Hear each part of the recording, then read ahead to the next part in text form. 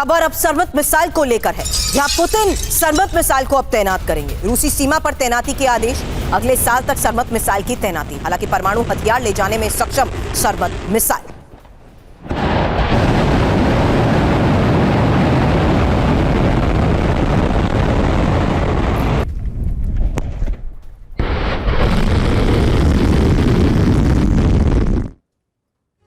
तो देखिए, एक के बाद एक लगातार बड़े फैसले लिए जा रहे हैं। पुतिन का ऑपरेशन सरमत क्या है? नाटो में बड़ी टेंशन है। रूस कर रहा है न्यूक्लियर जंग की बड़ी तैयारी। कॉम्बैट ड्यूटी पर तैनात होगी सरमत आईसीबीएम। RS-28 सरमत आईसीबीएम की रेंज 18,000 किलोमीटर है। 15 न्यूक्लियर वॉरहेड एक साथ दागने की क्षमता है इसके पास। सर्विलांस सिस्टम को चकमा देने में माहिर माना जाता है सरमत को। 10 मिनट में यूरोप के किसी भी टारगेट को हिट करने में यह सक्षम है और इसकी भी तैनाती की खबर सामने आ रही है। सारे बंदोबस्त किए जा रहे हैं, जल्द से जल्द इसकी तैनाती होगी। वो भी तब त्रिपाठी सर, जबकि इससे पहले बुरीवेस्निक का टेस्ट किया गया, फिर पोसाइडन का टेस्ट किया गया। अमेरिकी राष्ट्रपति का बयान सामने आता है, इसके बाद वो कहते हैं अब तो अमेरिका भी न्यूक्लियर हथियारों का परीक्षण करेगा। फिर पुतिन कहते हैं कि ये किसी को डराने के लिए नहीं है, ये अपनी ताकत बढ़ाने के लिए है। इस जंगी माहौल में इन तमाम खबरों के बयानों के मायने आपके हिसाब से क्या है?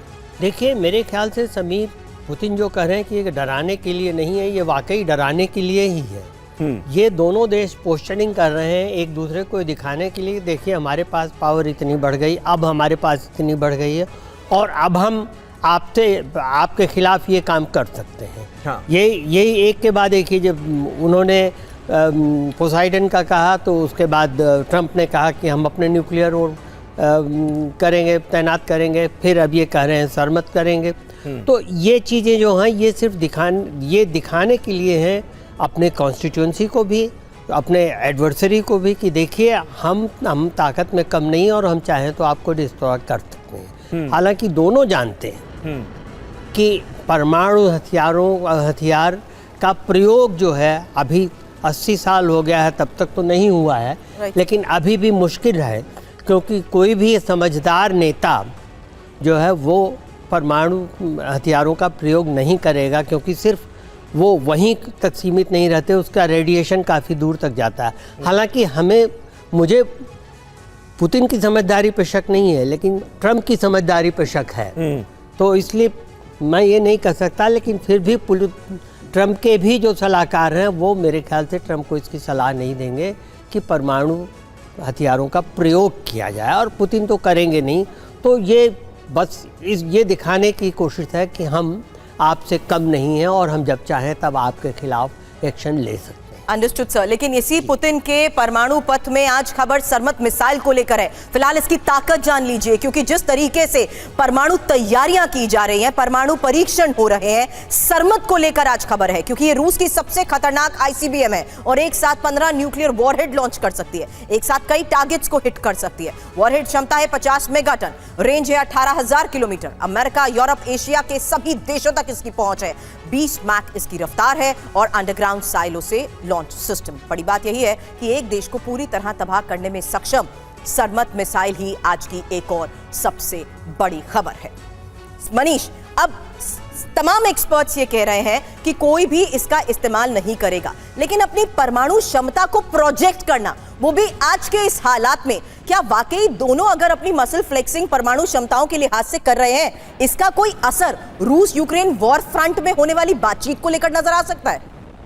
देखिए, जहां तक रूस और यूक्रेन के बीच अभी बातचीत का सवाल है, तो हमने देखा कि किस तरह से बुडापेस्ट में होने वाली जो ट्रंप और पुतिन की मीटिंग थी वो कैंसिल हो गई है। तो अब तो सीज फायर को लेकर अभी दूर दूर तक मुझे कुछ दिख नहीं रहा है। यूरोप के नेता चाहते भी नहीं है कि ये युद्ध रुके, बल्कि यूरोप जिस तरह से तैयारी कर रहा है, संभावना है कि रूस और यूरोप के बीच सीधी टक्कर हो। ये बात सही है कि पहली और आखिरी बार जो परमाणु हथियार का इस्तेमाल किया गया था वो तब, जबकि दूसरे विश्व युद्ध के दरमियान पर्ल हार्बर पर अटैक किया जापानियों ने और बदले में तुरंत ही अमेरिका ने 2 परमाणु बम गिराए।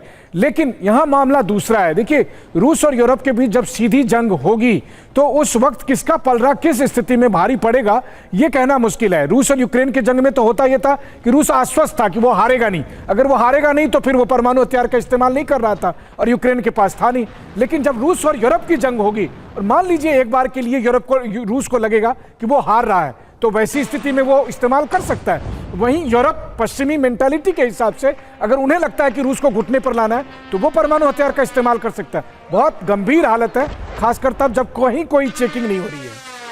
बिल्कुल बिल्कुल सही बात है।